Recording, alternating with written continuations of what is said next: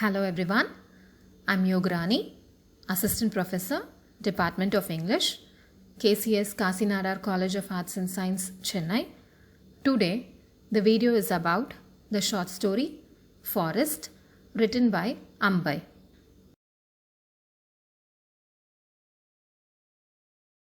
Introduction. The short story Forest is about the protagonist Chendiru and her journey to the forest. It has the alternate story of Chendiru, who is considered as Sita in the contemporary world, and the epic Sita, who rewrites her story.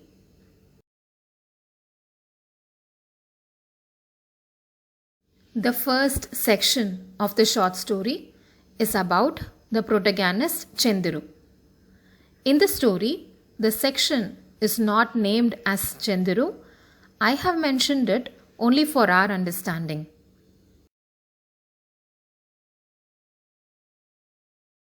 As the story begins, Chendiru wishes to venture to the forest as depicted in the Tamil poems of Agananuru.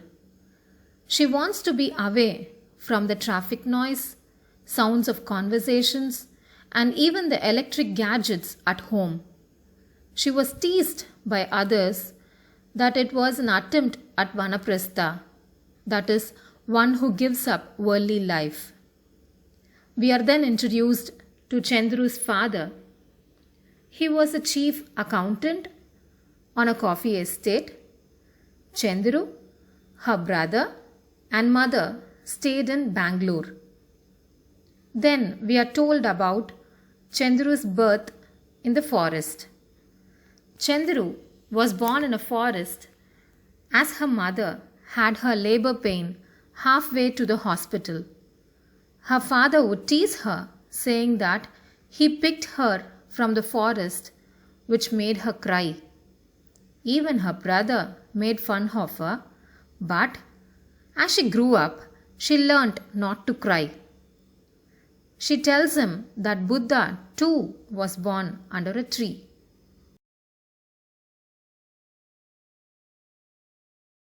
Thirumalai is Chendiru's husband.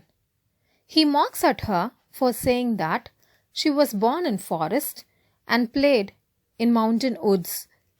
He tells her not to personify herself as a huntress or Valli singing Alolam songs in mountains. Chendiru supports Thirumalai in his business. He wishes to accept her as a partner in his business, but the other business partners do not accept it. She had been supportive to progress the business, but now she is asked to distance herself from the business dealings. However, he does not want her to renounce it and go to the forest. Chendiru is adamant to go to the forest. She has made arrangements for it. She is granted permission to stay in the government guest house in the forest by the forestry department. Thirumalai scolds her for taking decision all by herself. Annamalai, Thirumalai's brother, drops her in bus stop.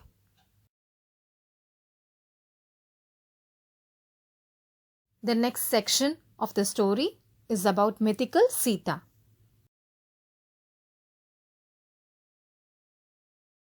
In the myth of Ramayana, Lakshmana leaves Sita in the forest. He conveys that his brother Rama has commanded Sita to stay in the forest. Sita tells about Rama from her point of view. She says that he doubts others' purity, puts them to test. He cross-questions the witnesses. He enquires the sun god, the moon god, and finally the fire god Agni to test one's purity. She is now sent to forest as a punishment because of Indrakamini.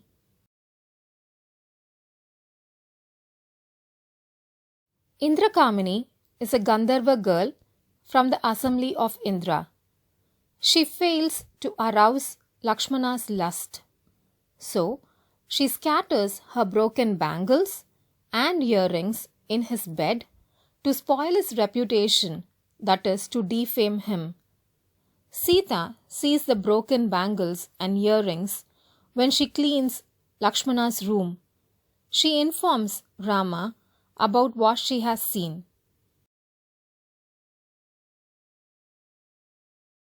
The headman of the village is called for.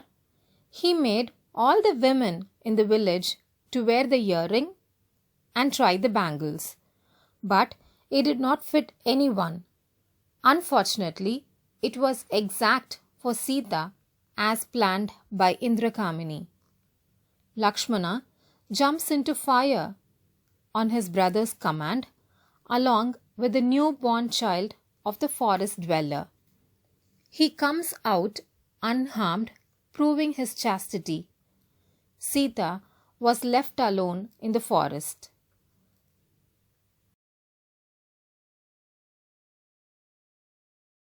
Sage Valmiki. Sage Valmiki finds Sita writing on a palm leaf. She replies that she is writing Sita's Ayanam, which is different from what he has written. She records her own experience. Her language is different from Valmiki's. She plans to launch the story in the minds of the forest dwellers. In the third section, Chandru reaches the forest.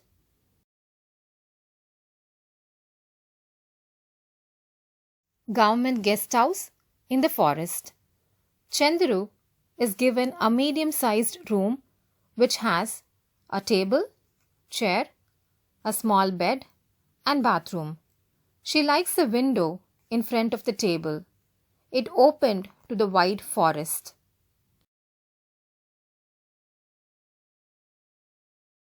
In the next section, the story shifts to mythical Sita. Birth of Sita. Ravana, the king of Lanka, is attracted by the lotus in the pond. He hears a child's voice, "I will kill you, I will kill you." But he could not see anyone. He thinks it must be a myna bird. He plucks all the flowers and gives the lotuses to his wife Mandodari. Mandodari opens all the lotuses. But when she opens the last lotus, she finds a baby girl who clearly says, "I will kill Ravana," and the next moment smiles and makes baby noises. Mandodari is terrified. She places the baby in a bamboo box and let it float in the sea. The baby reaches the shore. The people hand over the baby to the headman Janaka. He names the baby Sita.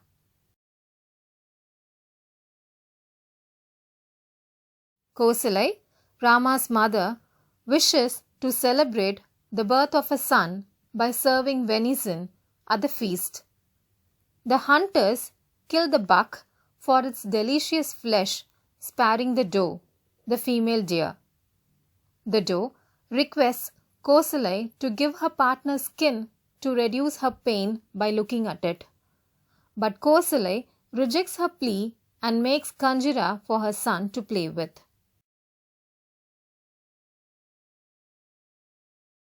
The doe is filled with grief whenever Rama tapped and played with the Kanjira. It cried that Kosalai will also suffer the pain of loss in future. Sita presently finds Valmiki telling her sons Lava and Kusa about Pudra Kameshti Yagna performed by Dasharatha to beget sons.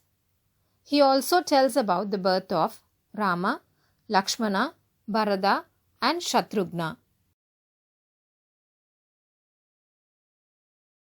This section is again about the protagonist Chandru in the forest.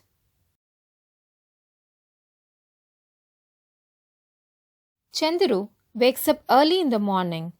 She has a tea and starts to walk eastward to welcome the sun. After a long walk, she finds a stream and sees a peacock dancing. She becomes emotional and starts to weep, asking the peacock about her goal and her confusion to understand her quest. She finds 3 women in the forest, Meenabai, Rukminibai and Savitabai. They share their food. Meenabai chews tobacco. Rukminibai smokes beedi. After resting for a while, they move from the place. Chendiru starts to walk towards the guest house.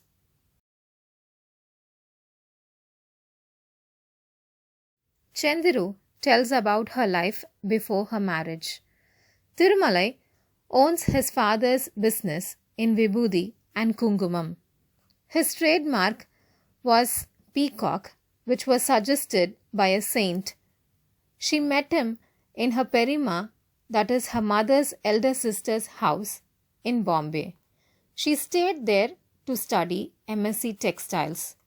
She is impressed by his personality and casual talk. She compares his physique to green mountains. She tells her father about her love for him. Her father makes fun of her, saying that he wants Thirumalai to bend the bow to marry his daughter.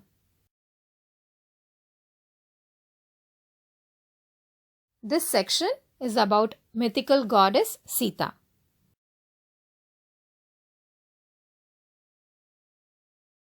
Sita has seen the huge and heavy bow from her childhood. It was called Shiva's bow. By now, Sita is well versed about the forest. She knew the mountain springs, ponds, lotus, trees, streams, deer, beehives, and everything about the forest. One day, while paving the courtyard with fresh cow dung, she held the bow with one hand. At that time, her father Janaka decided to marry her to the person who breaks it.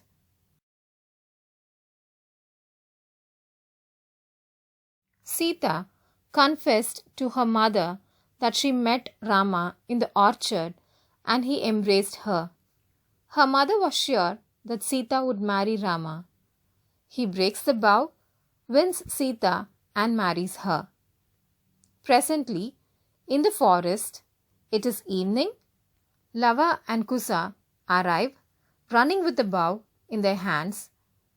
They are shocked by the beauty of the deer.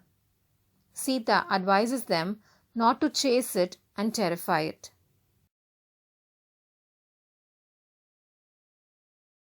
Today, we have learnt the short story from section 1 to 6. We learn the detailed analysis of the remaining story in the next video.